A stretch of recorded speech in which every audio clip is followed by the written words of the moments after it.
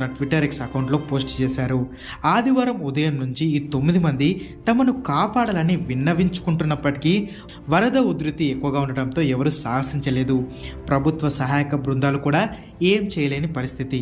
అయితే ఆదివారం రాత్రి 10 గంటలు దాటిన తర్వాత కాస్త వరద ప్రవాహం తగ్గడంతో స్థానికంగా ఉండే జేసీపీ డ్రైవర్ సుబాన్ వెళ్ళి వారిని రక్షించారు. ప్రస్తుతం ఈ ఘటన సోషల్ మీడియాలో బాగా చక్కర్లు కొడుతుంది. ఆ జేసీపీ డ్రైవర్ చేసిన సాహసాన్ని అందరూ మెచ్చుకుంటున్నారు.